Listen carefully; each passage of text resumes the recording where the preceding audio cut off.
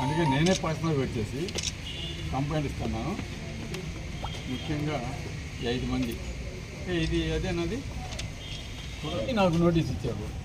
అంతకంటే ఈడ జగన్మోహన్ రెడ్డి సైకో అన్నాడు, ప్రతాప్ రెడ్డి సైకో అన్నాడు, ఒక మనిషిని బతికున్న మనిషిని చనిపోయాడు అన్నాడు. ఇది చూడండి ఎట్లాంటి ఫిగర్స్ తోటి ఏ విధంగా రాస్తున్నారు. కాదు ఒక అవకాశం రాసేదానికి మీడియానా లేకుంటే ఏందో మీడియా ముసుగుగా ఉన్న తెలుగుదేశం గోండాగా. సరే ఇప్పుడు కేసు కట్టండి సార్, ఎఫ్ఐఆర్ కట్టండి, మేము ఉంటాం.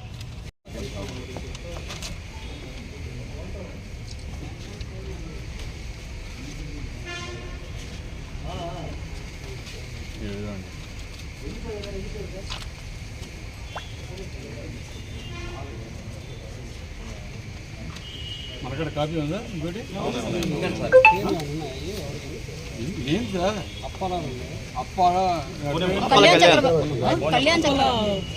ఫోన్ నెంబర్ కళ్యాణ్ చక్రవర్తి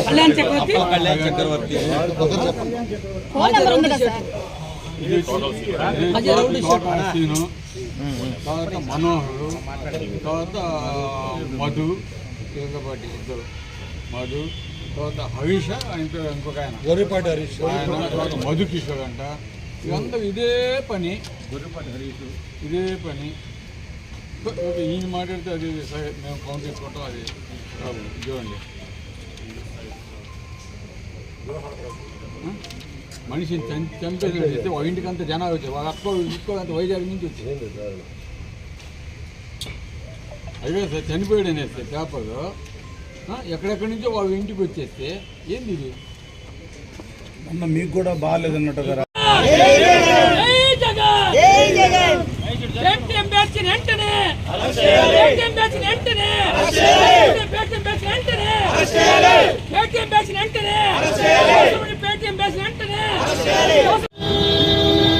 ఈరోజు ముఖ్యంగా సోషల్ మీడియాలో కొన్ని పోస్టులు అసభ్యకరంగా మా మీద అయితేనేమి, ముఖ్యంగా మా నాయకుడి మీద అయితేనేమి, నా మీద అయితేనేమి వాళ్ళ ఇష్టానుసారం కొంతమంది పెడుతున్నారు. రాజకీయంగా అయితే ఎవరైనా సరే అటు అధికార పక్షానికి సంబంధించిన ఎమ్మెల్యే గారు మాట్లాడినా, వాళ్ళ నాయకులు మాట్లాడినా, వారు ఏదైనా మాట్లాడింది సోషల్ మీడియాలో పెట్టినా మాకు ఎటువంటి అభ్యంతరం లేదు. ఎందుకంటే పొలిటికల్గా వారు ఏదైనా మాట్లాడచ్చు, పబ్లిక్గా ప్రెస్గా మాట్లాడచ్చు. ఏది మాట్లాడినా దానికి సరైన ఆన్సర్ నేను కానీ, అదేవిధంగా మా నాయకులు కానీ వారు కూడా దాన్ని ధీటుగా జవాబిస్తూ ఉంటాం.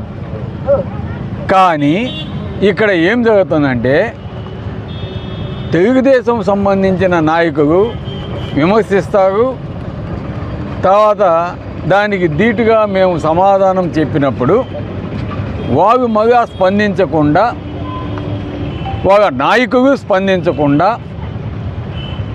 వాళ్ళకి సంబంధించిన కొంతమంది మీడియా ముసుగుగా ఉన్న కొంతమంది వాళ్ళకి సంబంధించి వాళ్ళ నేమ్స్ కూడా ఈరోజు ప్రముఖంగా ఇవ్వటం జరిగింది. ఒక 5 మంది మీద ఈరోజు కంప్లైంట్ ఇవ్వడం జరిగింది. వారు వాళ్ళ ఇష్టానుసారం వారికి పెన్ను ఉంది కదా, లేదా వారు విపరీతమైన భాషతోటి, పదజాలంతో, కార్టూన్స్ తోటి ఏ సభ్య సమాజం చూడని విధంగా వాళ్ళ ఇష్టానుసారం రాస్తూ ఏ విధంగా ఈ అసభ్యక పోస్టులు పెడుతున్నారో చూస్తూ ఉన్నాం. దానికి సంబంధించి అనేక మార్లు అటు జిల్లా ఎస్పీ గారికి వాట్సాప్లో పెట్టడం జరిగింది. ఎస్పీ గారు ఇమీడియట్గా స్పందించి తప్పకుండా దీని మీద చర్యలు తీసుకుంటాం, డిఎస్పీ గారికి కూడా తెలియపరిచి వాళ్ళ మీద యాక్షన్ తీసుకోమని చెప్పడం జరిగింది గతంలో. అదేవిధంగా డిఎస్పీ గారికి నేనే స్వయంగా వచ్చి ఓవగా, అంటే ఆ రోజు రిటర్న్ కంప్లైంట్ ఎప్పుడు కూడా ఇవ్వలేదు, డిఎస్పీ గారికి చెప్పడం జరిగింది. డీఎస్పీ గారు కూడా అటువంటి వారిపై చర్యలు తీసుకుంటాం, అటువంటి జరగకుండా చూస్తామని ఆనాడు చెప్పడం జరిగింది.